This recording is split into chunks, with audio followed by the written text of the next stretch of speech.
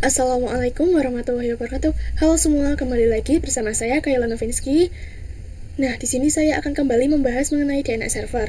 Setelah kemarin kita membahas mengenai Autoris, kali ini saya akan membahas tentang master and slave server.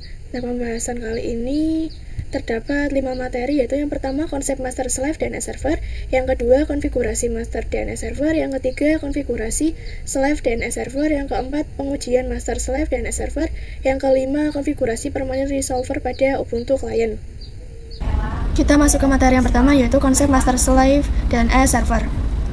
Nah, jadi sebelumnya saya telah membuat server 1 Debian sebagai server DNS yang bertipe master. Lalu apa sih yang disebut dengan master? Nah, jadi master itu merupakan lokal DNS yang aktif, sedangkan slave adalah lokal DNS yang menjadi cadangan atau backup. Jadi di sini saya akan membuat Ubuntu server atau server 2 sebagai slave-nya. Dengan begitu, ketika server master atau server 1 Debian mati, maka slave akan menggantikan peran lokal DNS dari server 1 tersebut. Nah, di sini kita masuk pada materi yang kedua, yaitu konfigurasi master DNS server. Setelah tadi membahas konsep master dan slave, sekarang saya akan mempraktikkan konfigurasi master DNS server. Nah, di sini kita buka Debian servernya. Nah, lalu teman-teman bisa masuk ke direktorinya menggunakan perintah cd/etc/bin seperti ini. Lalu teman-teman bisa enter. Nah, ini kan saya sudah masuk ke bin ya.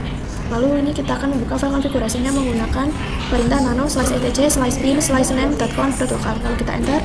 Nah, teman-teman bisa mengetikkan seperti ini ya. Nah, untuk 10.10.2-nya itu opsional, bisa ditulis atau enggak. Nah, kalau sudah seperti ini, teman-teman bisa Ctrl X lalu enter.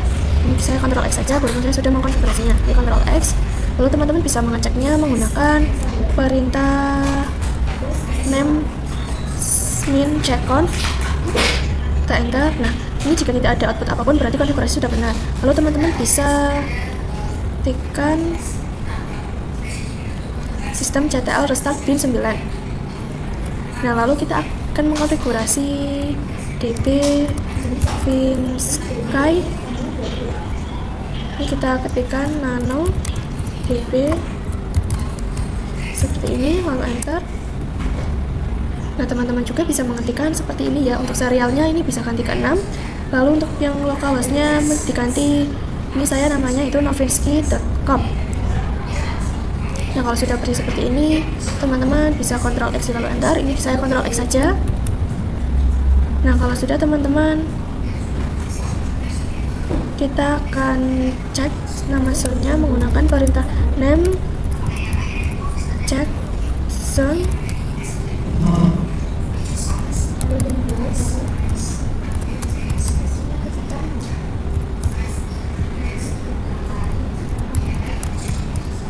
Seperti ini. Nah, jika sudah muncul serial 6 oke, berarti sudah berhasil. Lalu sekarang kita cek apakah ada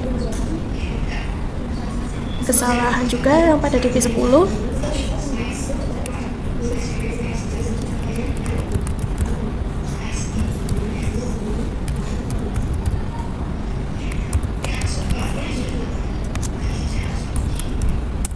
Nah, di sini juga sama, muncul seperti ini, berarti konfigurasinya sudah berhasil. Lalu teman-teman bisa merestart layanannya menggunakan perintah sistem CTL restart bin 9. Nah, ini sudah selesai mengkonfigurasi DNS servernya. Teman, di sini kita masuk pada materi yang ketiga, yaitu konfigurasi slave DNS server. Setelah kita mentransfer file dari Debian server, sekarang saya akan menjadikan Ubuntu server sebagai slave. Pertama, ini kita ke Ubuntu servernya. Nah, lalu kita masuk ke root. Lalu selanjutnya, pastikan Ubuntu server bisa terhubung ke internet dengan menggunakan ping Google.com untuk mengeceknya. Nah, di sini sudah TTL, artinya sudah berhasil terhubung. Nah, lalu ini kita masuk, ini kita install bin 9. Nah, kalau sudah, ini kita akan masuk ke directory. Nah, teman-teman bisa membuka file konfigurasinya menggunakan perintah nano name.conf.local seperti ini, lalu enter. Nah, teman-teman bisa mengetikkan persis seperti ini ya. Untuk yang 10.10.3 yang ini, teman-teman opsional bisa ditulis atau tidak. Nah, kalau sudah, teman-teman bisa Ctrl X, Y, lalu enter.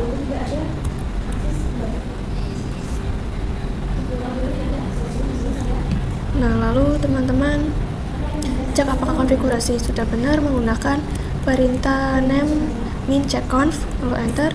Nah, jika tidak ada output, berarti ini konfigurasinya sudah benar. Nah, lalu kita restart layanannya menggunakan perintah sistem ctl restart pin 9. Kemudian kita cek apakah DB Sky dan DB 10 sudah terbentuk menggunakan perintah ls/var/chat/bin. Nah, di sini sudah ada ya teman-teman, berarti Slave server sudah berjalan dengan baik. Nah, di sini kita masuk pada materi yang keempat, yaitu pengujian master slave DNS server. Setelah konfigurasi selesai, kita akan melakukan pengujian di Ubuntu Client. Ini kita masuk ke Ubuntu Client-nya. Nah, lalu auto resolver menggunakan perintah seperti ini, nano/etc/resolve.conf, enter. Kita scroll ke bawah. Nah, lalu tambahkan name server 10.10.10.2, enter. Lalu tambahkan lagi name server 10.10.10.3, lalu Ctrl X, Y, enter. Nah, kalau sudah, kita uji menggunakan perintah dict ns.novinsky.com.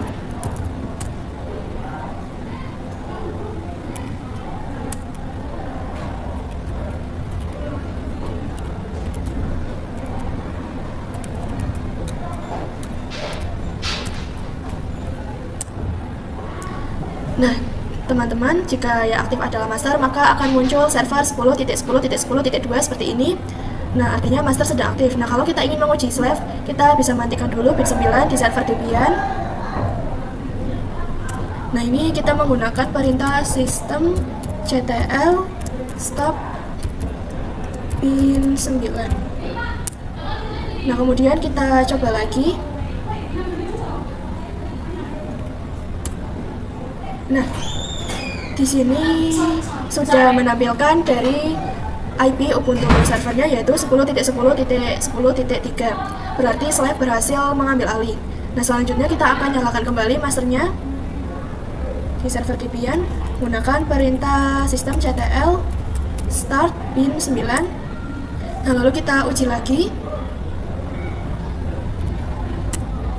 Nah, hasilnya maka akan kembali menunjukkan bahwa server aktif adalah 10.10.10.2, yaitu master. Nah, di sini kita sudah berhasil melakukan pengujian master and slave.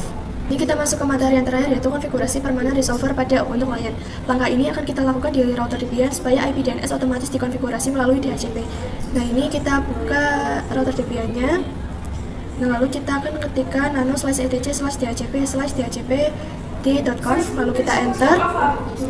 Nah, setelah itu kita cari baris option domain.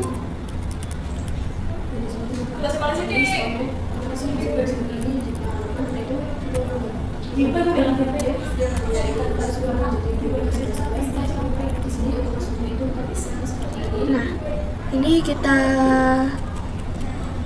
ganti menjadi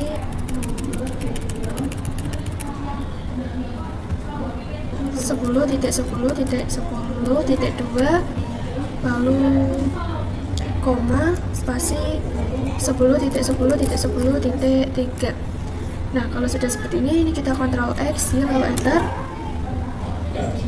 Nah, kemudian ini kita restart menggunakan perintah sistem ctl restart isc min dhcp min server. Seperti ini, lalu kita enter. Nah, di sini sudah berhasil di restart. Sekarang kita pindah ke Ubuntu Client, buka pengaturan jaringannya. Nah, lalu kita disable and enable kan. Lalu setelah itu kita buka detail koneksinya.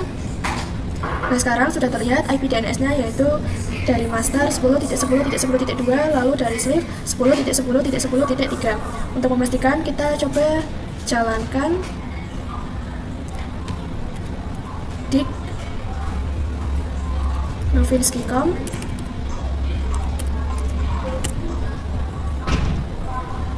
Nah, jika hasilnya muncul tanpa error, berarti konfigurasi permanent resolver sudah berhasil. Nah, sekian pada pembahasan video kali ini mengenai master dan slave DNS server. mulai dari konsep, konfigurasi master, konfigurasi sleeve, hingga pengujian, lalu hingga konfigurasi permanen resolver. Mohon maaf jika ada kesalahan. Wassalamualaikum warahmatullahi wabarakatuh.